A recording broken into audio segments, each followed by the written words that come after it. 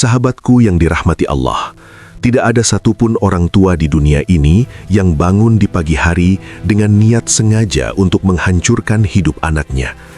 Kita semua dengan segala keterbatasan dan luka masa lalu yang mungkin kita bawa, pasti menginginkan buah hati kita tumbuh menjadi manusia yang sukses, bahagia, dan mulia. Kita rela membanting tulang, menahan lapar, bahkan mengorbankan impian-impian pribadi kita sendiri demi melihat senyum merekah di wajah mereka. Kita memberikan pendidikan terbaik yang mampu kita bayar, makanan terbaik yang mampu kita sajikan, dan perlindungan terkuat yang mampu kita usahakan. Cinta kita kepada mereka adalah cinta yang luar biasa besar. Namun, di balik besarnya cinta itu, seringkali terselip kabut tebal yang tidak kita sadari. Ada jenis-jenis kesalahan yang sifatnya sangat halus, nyaris tidak terlihat, dan seringkali berbungkus dengan label niat baik. Kita menyebutnya sebagai dosa halus. Dosa ini bukanlah kekerasan fisik, seperti memukul, membentak dengan kasar, atau menelantarkan anak di jalanan. Dosa ini jauh lebih berbahaya justru karena ia bekerja dalam diam. Ia bekerja seperti karbon monoksida yang tidak berbau namun mematikan.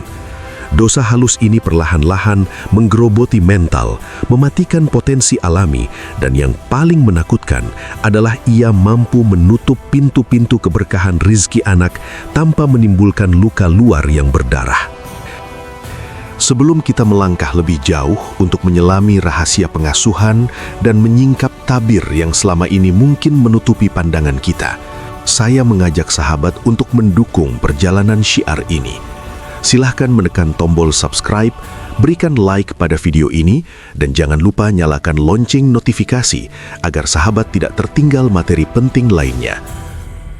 Dari daerah manakah sahabat menonton video ini sekarang? Silahkan tuliskan nama daerah atau kota tempat sahabat berada di kolom komentar. Mari kita saling menyapa dan mempererat tali silaturahmi di antara sesama pejuang keluarga di seluruh penjuru negeri ini. Seringkali kita bertanya-tanya dengan penuh keheranan saat melihat anak kita tumbuh dewasa. Kita bertanya, mengapa hidupnya selalu terasa susah? Mengapa dia selalu gagal dalam karir? Mengapa dia tumbuh menjadi pribadi yang sangat rapuh dan mudah putus asa? Padahal kita sudah memberikan segalanya. Kita sering menyalahkan lingkungan, menyalahkan teman pergaulannya, atau menyalahkan zaman yang katanya semakin gila.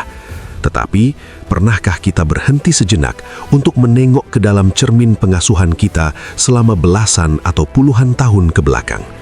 Jangan-jangan kegagalan yang dialami anak kita hari ini adalah buah dari benih dosa halus yang kita tanam setiap hari di masa lalu mereka secara tidak sadar.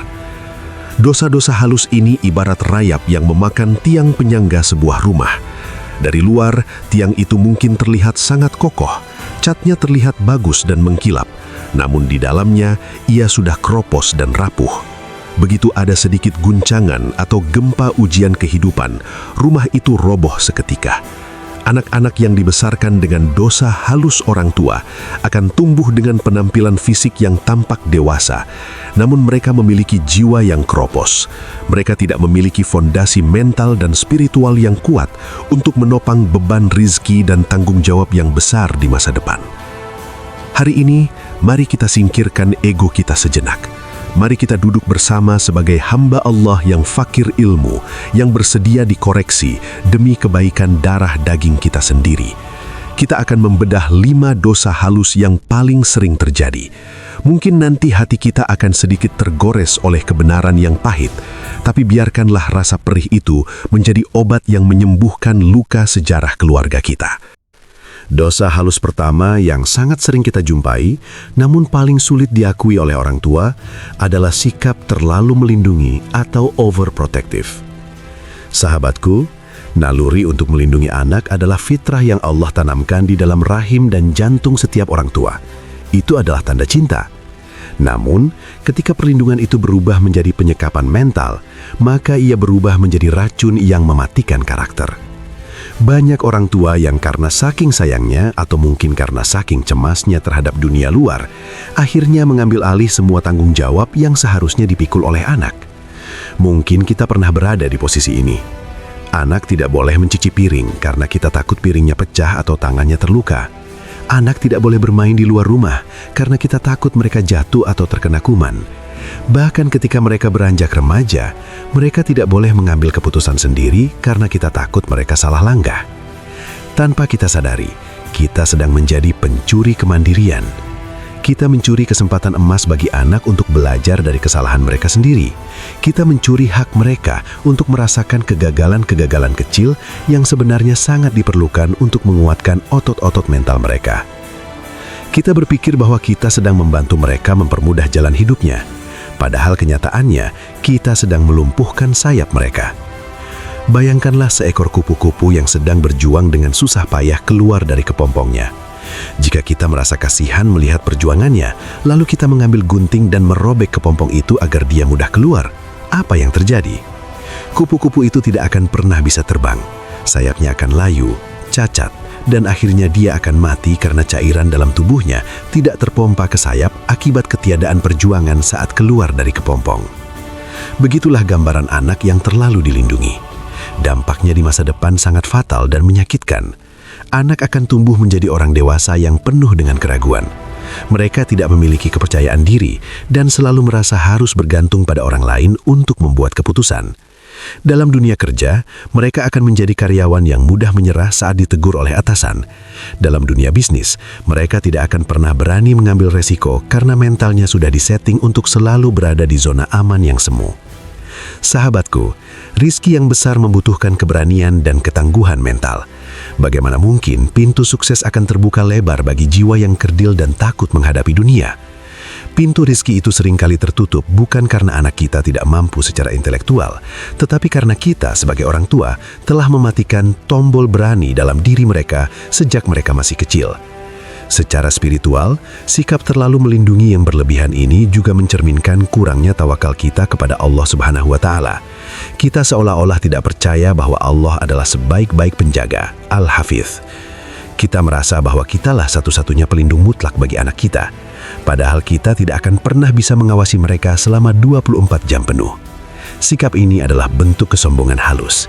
Seharusnya, tugas kita adalah membekali anak dengan iman yang kokoh dan keahlian yang mumpuni, lalu melepaskan mereka ke medan kehidupan dengan iringan doa. Percayalah bahwa Allah akan menjaga mereka di setiap langkah belajarnya, termasuk saat mereka harus jatuh dan terluka. Selanjutnya, kita berpindah ke dosa halus kedua yang tidak kalah mengerikannya, yaitu mengabaikan atau menolak perasaan anak. Atau dalam istilah psikologi disebut sebagai emotional invalidation. Ini adalah sesuatu yang sangat sering terjadi dalam percakapan sehari-hari di meja makan atau di ruang tamu kita. Pernahkah sahabat mendengar atau bahkan mengucapkan kalimat seperti ini saat anak menangis karena mainannya rusak? "Ah, begitu saja menangis, cengeng sekali kamu." Atau saat anak remaja kita merasa sedih karena masalah pertemanan, kita justru menghakiminya dengan berkata, "Halah, masalah sepele begitu saja dipikirkan. Lebih baik kamu belajar yang benar sana." Kita sering menganggap masalah mereka sangat remeh jika dibandingkan dengan masalah orang dewasa yang kita hadapi setiap hari. Sahabatku, kita harus sadar bahwa bagi kita, orang dewasa, masalah mainan rusak atau konflik pertemanan mungkin terlihat kecil. Namun bagi seorang anak, itulah seluruh dunia mereka. Ketika orang tua meremehkan, mentertawakan, atau mengabaikan kesedihan, ketakutan, dan kekecewaan anak, pesan bawah sadar yang diterima oleh otak anak adalah, "Perasaanku tidak penting. Aku tidak boleh merasa sedih. Ada yang salah dengan diriku jika aku merasa kecewa." Ini adalah bentuk pembunuhan karakter secara perlahan. Kita secara tidak sengaja mengajarkan mereka untuk mematikan rasa, untuk tidak jujur pada diri sendiri, dan akhirnya mereka terpaksa memakai topeng sepanjang hidupnya. Dampaknya pada masa depan anak sangatlah serius.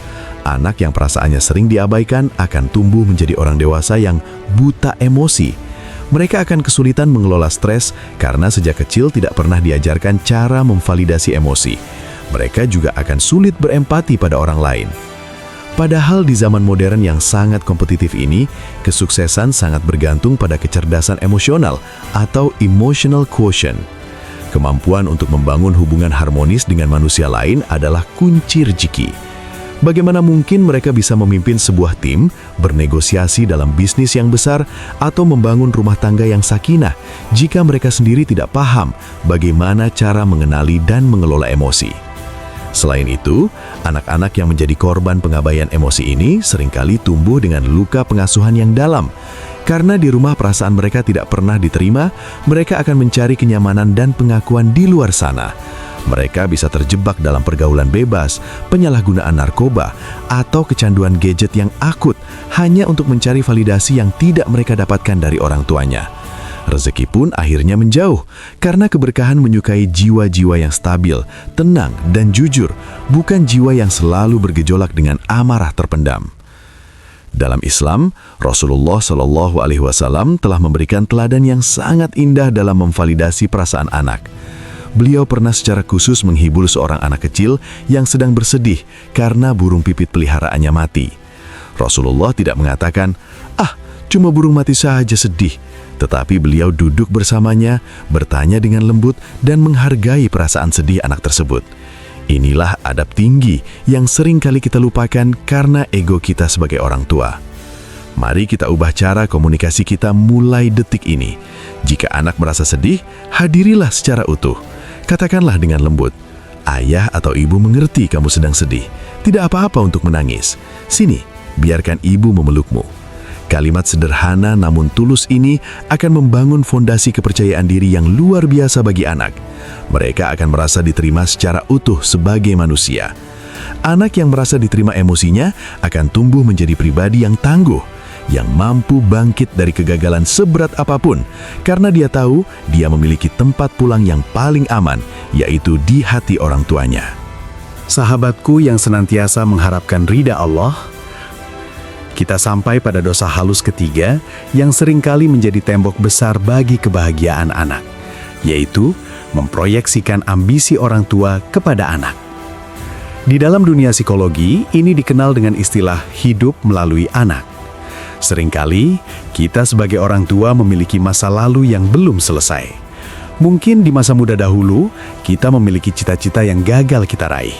Mungkin kita pernah bermimpi menjadi seorang dokter, menjadi seorang penghafal Al-Quran yang tersohor, menjadi pejabat pemerintah, atau menjadi pengusaha kaya raya. Namun, keadaan memaksa kita untuk berhenti. Luka kegagalan itu ternyata belum sembuh sepenuhnya. Tanpa sadar, kita membebankan sisa-sisa mimpi yang berdebu itu ke atas pundak anak-anak kita secara paksa. Kita seringkali berdalih dengan kalimat yang terdengar sangat mulia. "Ini semua demi kebaikanmu, Nak. Ayah dan ibu sudah makan asam garam kehidupan. Kami lebih tahu apa yang terbaik untuk masa depanmu." Namun, jika kita mau jujur dan membuka tabir ego di lubuk hati yang paling dalam, seringkali itu semua dilakukan demi kepuasan gengsi kita sendiri. Kita ingin memamerkan kesuksesan anak sebagai bukti keberhasilan kita sebagai orang tua di hadapan teman-teman, kerabat, atau tetangga. Kita ingin menebus kegagalan masa lalu kita dengan menggunakan tubuh dan masa depan anak kita sebagai alatnya. Kita memaksa anak masuk ke jurusan kuliah yang sama sekali tidak mereka minati. Kita menuntut mereka menekuni hobi atau keterampilan yang sebenarnya mereka benci, hanya agar kita bisa tersenyum bangga saat bercerita kepada orang lain. Sahabatku, sadarilah dengan penuh kesadaran bahwa anak bukanlah kertas kosong yang bisa kita tulisi ulang dengan sejarah hidup kita yang gagal. Anak bukanlah kesempatan kedua bagi hidup kita yang sudah berlalu. Mereka adalah individu yang merdeka, memiliki hidup mereka sendiri, takdir mereka sendiri, dan yang paling penting adalah mereka memiliki bakat unik yang telah Allah titipkan khusus hanya untuk mereka. Memaksa ikan untuk memanjat pohon atau memaksa burung untuk berenang di kedalaman samudra adalah sebuah bentuk kezoliman yang nyata, meskipun dibungkus dengan pita kasih sayang. Bayangkan betapa banyak anak di luar sana yang mengalami stres berat, depresi, bahkan hingga kehilangan semangat hidup, karena mereka tidak kuat menanggung beban ekspektasi orang tua yang begitu menyesakkan dada. Dampak dosa halus ini terhadap rizki anak sangatlah nyata. Rizki itu berkaitan erat dengan energi dan keberkahan. Anak yang bekerja atau belajar tidak sesuai dengan panggilan jiwanya akan menjalani setiap detik hidupnya dengan separuh hati. Mereka bekerja dalam tekanan, bukan dalam cinta. Padahal hukum alam dan hukum Allah menetapkan bahwa hasil yang luar biasa dan rizki yang melimpah biasanya lahir dari rasa cinta yang besar terhadap apa yang dikerjakan. Jika anak bekerja dengan hati yang tertekan, maka pintu-pintu inspirasi dan kreativitasnya akan tertutup, yang mengakibatkan rizkinya pun terasa serat dan tidak membawa ketenangan. Secara spiritual, memaksakan kehendak ini menunjukkan bahwa kita kurang ridho dengan cetakan yang telah Allah berikan kepada anak kita. Jika Allah menciptakan anak kita dengan bakat seni yang luar biasa, namun kita memaksanya menjadi seorang insinyur teknik hanya karena gengsi, itu sama saja dengan kita sedang memprotes ketetapan Allah atas hambanya. Ketidakkonsistenan antara panggilan jiwa anak dengan paksaan orang tua akan menciptakan hijab atau penghalang bagi doa-doa kita. Oleh karena itu, mari kita cek kembali niat kita. Apakah kita menyuruh anak mengambil les ini dan itu demi masa depan mereka, atau demi ambisi kita yang belum tuntas? Jika anak kita merasa bahagia menjadi seorang pedagang, namun kita merasa malu karena kita ingin dia menjadi pejabat, maka sesungguhnya kitalah yang sedang sakit secara mental. Sembuhkanlah luka ego kita sendiri. Jangan korbankan masa depan anak hanya untuk menambal lubang di harga diri kita. Biarkan mereka mekar dengan warna-warni mereka sendiri. Tugas kita hanyalah menjadi tukang kebun yang memberikan pupuk iman dan siraman adab, bukan menentukan warna kelopak bunganya. Sahabatku yang dirahmati Allah, kita sekarang beranjak ke dosa halus keempat yang sangat merusak fondasi mental anak, yaitu menerapkan cinta bersyarat atau conditional love. Ini adalah pola hubungan yang bersifat transaksional antara orang tua dan anak. Tanpa kita sadari, dalam keseharian kita seringkali mengirimkan pesan-pesan terselubung yang mengatakan, ayah atau ibu akan sangat sayang kepadamu jika kamu menjadi juara kelas. Kami akan bangga kepadamu jika kamu selalu penurut. Kami akan mencintaimu jika kamu berhasil memberikan apa yang kami mau.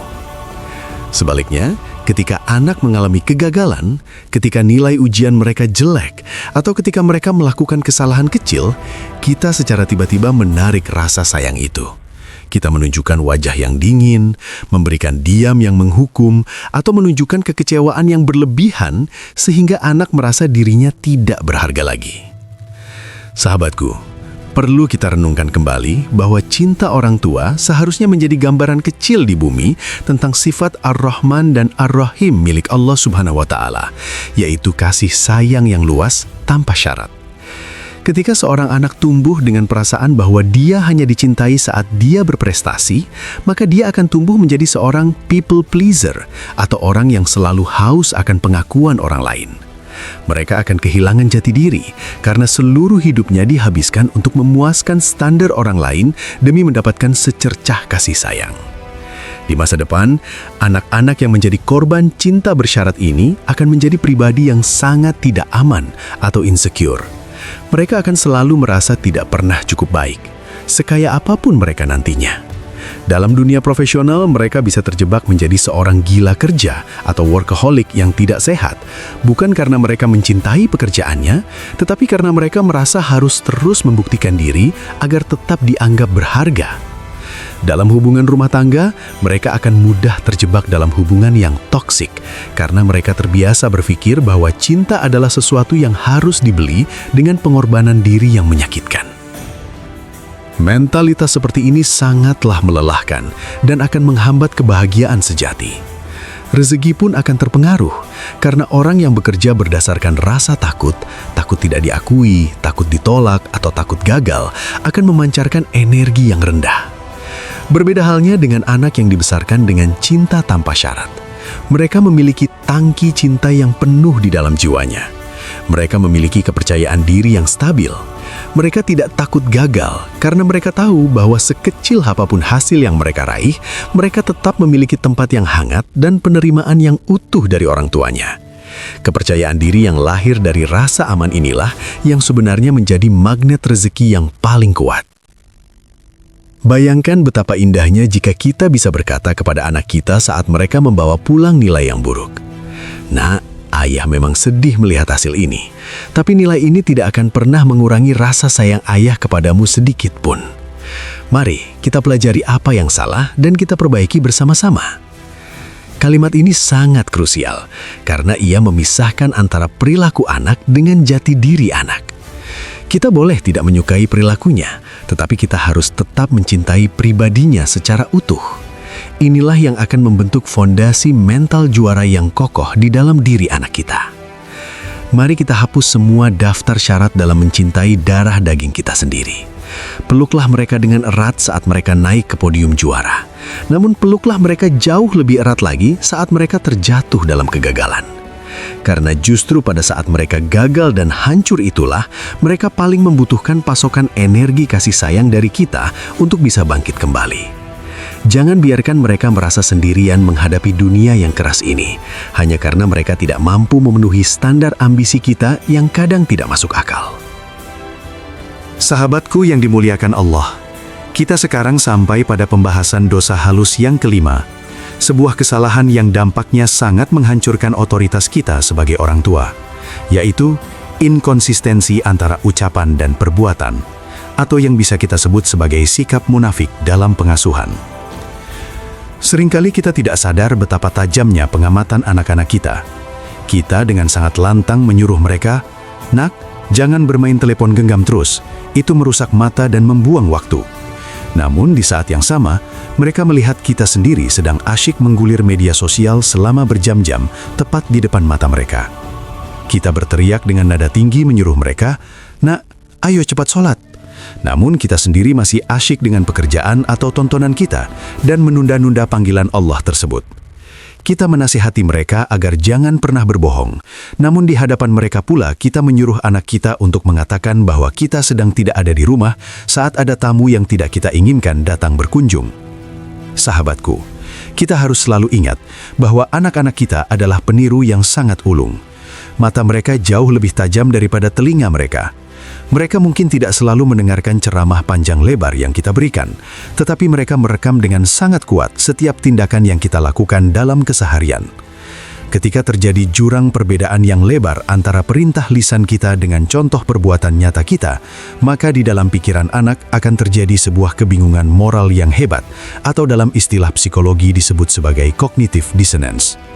Akibatnya, mereka akan kehilangan rasa hormat terhadap kata-kata kita.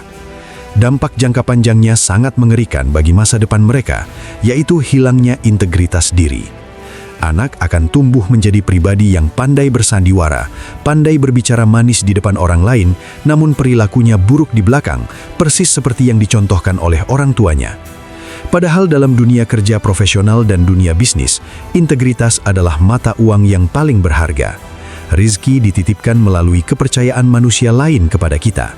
Bagaimana mungkin rizki besar akan datang kepada seseorang yang tidak bisa dipercaya, tidak jujur, dan tidak memiliki kesesuaian antara kata dan perbuatan? Secara spiritual, ketidaksinkronan ini adalah bentuk kemurkaan Allah. Allah Subhanahu wa Ta'ala berfirman dalam Al-Quran bahwa sangat besar kebencian di sisinya jika kita mengatakan apa yang tidak kita kerjakan. Bagaimana kita bisa berharap anak kita akan diberkahi oleh Allah jika cara kita mendidik mereka justru menggunakan cara-cara yang dibenci oleh Allah? Maka dari itu, sebelum kita menuntut anak kita untuk menjadi soleh, jujur, dan disiplin, tanyakanlah kepada cermin di depan kita, sudahkah aku menjadi teladan bagi mereka? Sahabatku, sekarang mari kita lihat benang merah dari kelima dosa halus ini. Mengapa kombinasi dari kesalahan-kesalahan ini bisa membuat seorang anak mengalami penderitaan dan kegagalan di masa dewasanya? Jawabannya adalah karena hilangnya fitrah diri. Anak yang terlalu dilindungi kehilangan fitrah kemandiriannya. Anak yang tidak divalidasi emosinya kehilangan fitrah rasa dan empati. Anak yang dipaksa memenuhi ambisi orang tua kehilangan fitrah bakat dan panggilan jiwanya. Anak yang dicintai secara bersyarat kehilangan harga diri. Dan anak yang dididik tanpa contoh nyata kehilangan fitrah kebenaran dan integritas. Ketika seorang manusia hidup jauh dari fitrah aslinya, maka jalannya akan terasa sangat berat.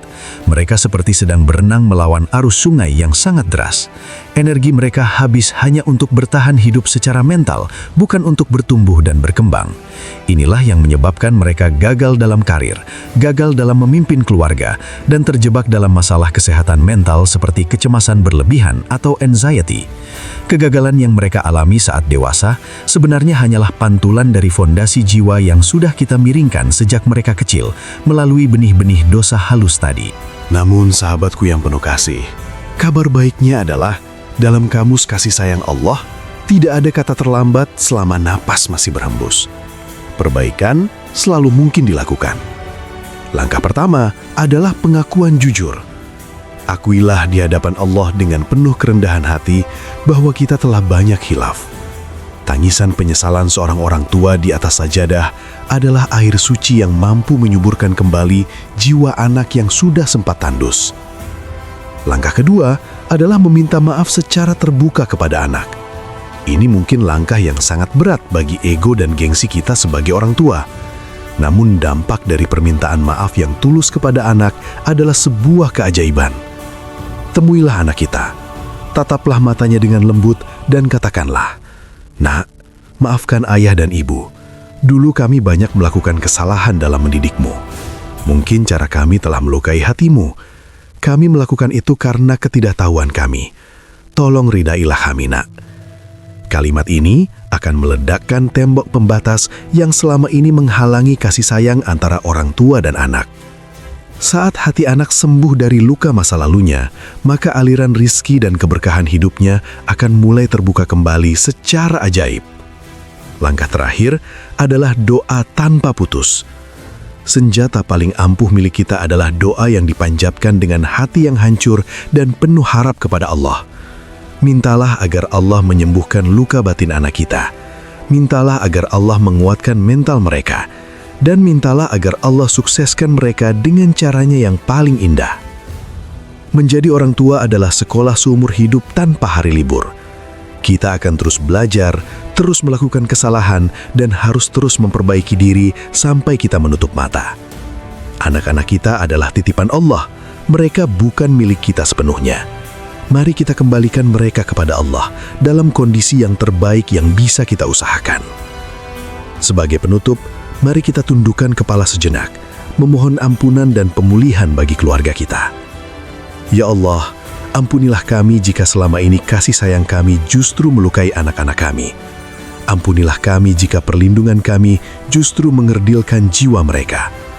Ya Allah, sembuhkanlah luka batin mereka akibat kehilahan kami. Jadikanlah sisa umur kami sebagai orang tua yang bijaksana, yang lisan kami menjadi doa dan sikap kami menjadi teladan bagi mereka. Kumpulkanlah kami kelak di surgamu sebagai keluarga yang utuh, bahagia, tanpa ada dendam dan penyesalan.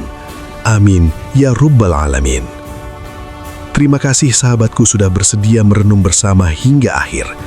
Semoga video ini menjadi titik balik kebaikan bagi keluarga kita masing-masing. Sampai jumpa di renungan berikutnya. Wassalamualaikum warahmatullahi wabarakatuh.